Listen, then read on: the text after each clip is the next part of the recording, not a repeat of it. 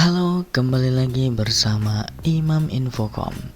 Banyaknya smartphone di pasaran, sulit bagi kita untuk memilih mana yang terbaik untuk kebutuhan kita sehari-hari.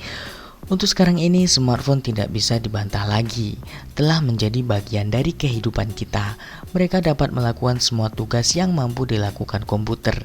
Selain dari melakukan panggilan telepon dan mengirim SMS saja, Anda juga dapat melakukan panggilan internet, memeriksa email, mendengarkan musik, menonton film, menonton TV, menelusuri berbagai media sosial, mendapatkan petunjuk arah melalui Google Maps, dan banyak lagi tentunya.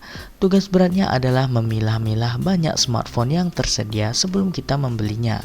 Sebelum berbelanja untuk membeli smartphone, Anda harus mempertimbangkan beberapa poin dasar dan melakukan sedikit riset online tentunya. Paling tidak saya punya beberapa tips berguna akan menempatkan Anda di jalan yang benar untuk mencapai tujuan Anda membeli smartphone yang cocok untuk kebutuhan sehari-hari. Sebelum kita lanjut, jangan lupa di subscribe terlebih dahulu channel Infocomnya. Apabila sudah, yuk kita lanjutkan videonya. Yang pertama, biaya dan anggaran. Anggaran biaya yang kamu miliki tentunya di sini adalah faktor utama sebelum kamu membeli sebuah smartphone. Di mana apabila biaya dan anggaran yang kamu miliki kurang untuk membeli sebuah smartphone yang kamu inginkan, jangan memaksakan untuk membeli smartphone dengan harga yang mungkin jauh lebih murah, tetapi tidak sesuai dengan harapan. Lebih baik menabung untuk sementara waktu sampai anggaran biayamu terpenuhi. Barulah membeli smartphone yang mungkin kamu idam-idamkan selama ini. Karena bicara smartphone tidak akan pernah ada habisnya untuk era sekarang ini. Sambil menabung, saat uangmu sudah terasa cukup, di situ juga akan keluar smartphone dengan seri terbarunya. Yang kedua, kebutuhanmu di smartphone-nya. Mungkin anggaran kamu sudah merasa cukup, tetapi kamu masih bingung smartphone apa yang harus kamu beli. Tanyakan ke diri Anda sendiri, Anda membeli smartphone karena apa? Karena gaya hidup atau Anda benar-benar merasa butuh dengan smartphone tersebut? Jika kamu adalah seorang yang mementingkan gaya hidup, tentu smartphone kaki 5 tidak akan pernah cocok buat kamu.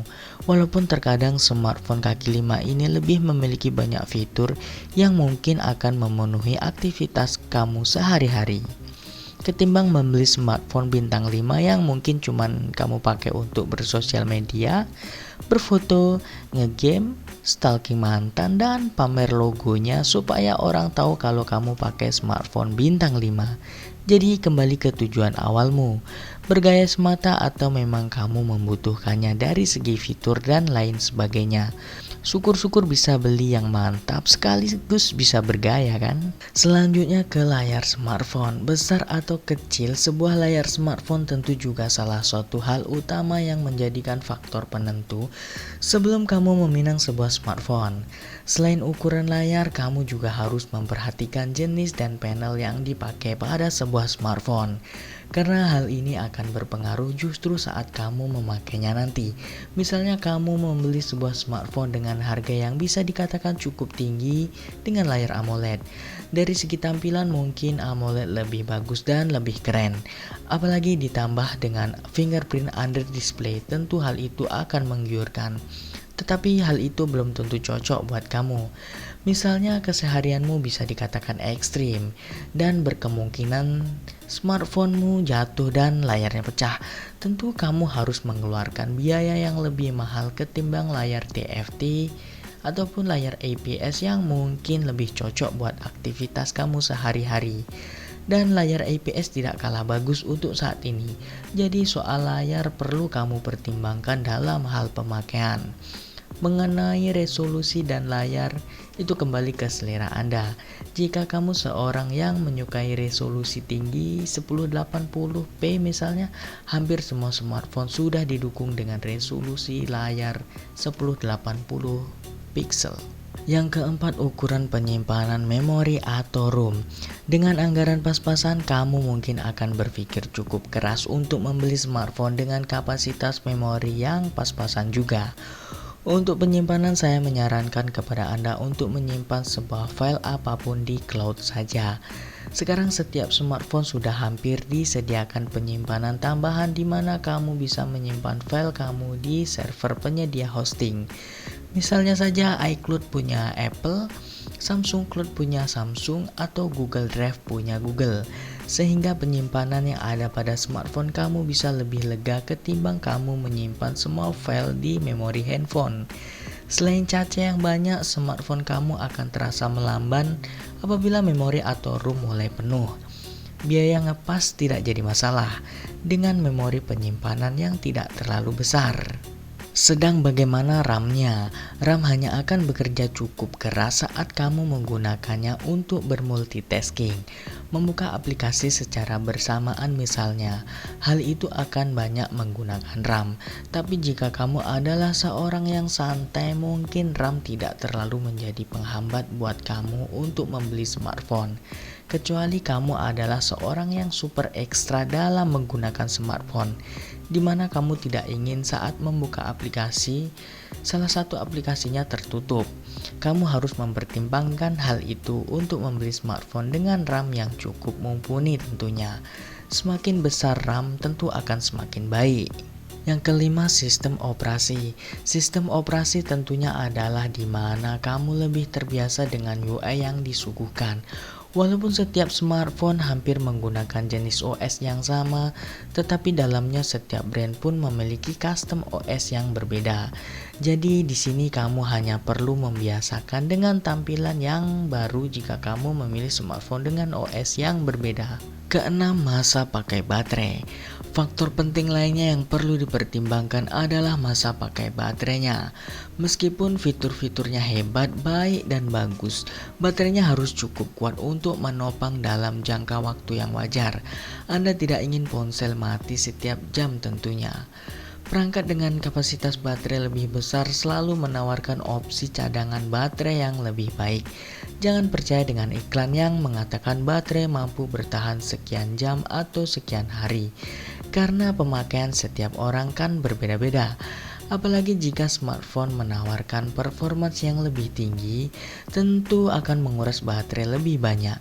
Jadi saran saya, semakin besar baterai yang dimiliki pada sebuah smartphone, hal itu akan lebih baik tentunya. Yang ketujuh, jenis prosesor dan GPU-nya. Ada beberapa prosesor yang digunakan pada perangkat modern. Anda akan melihat istilah-istilah seperti dual core, single core, quad core, dan octa core.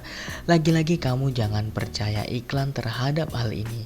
Kamu harus memantau dan melihat-lihat reviewer smartphone yang sekarang cukup marak di dunia YouTube saat ini. Cari YouTuber yang netral dan sedang tidak di-endorse untuk menentukan pilihan prosesor pada smartphone yang sedang kamu impikan. Karena jika kamu adalah seorang gamer atau editor, prosesor dan GPU ini adalah hal inti yang harus kamu ketahui. Sebab jika ekspektasi bermain gamemu atau editingmu tidak terpenuhi, kamu akan menyesal membeli smartphone tersebut. Selanjutnya adalah kamera. Smartphone umumnya memiliki kamera yang fantastis, didorong oleh tren yang banyak suka berselfie. Anda harus memilih optik superior daripada resolusi yang lebih tinggi, karena resolusi kamera di era saat ini terlihat hanya mengejar angka, yang padahal terkadang hasil dari jepretannya hanya dibantu dengan AI software, di mana untuk AI smartphone saat ini sangat-sangat belum sempurna.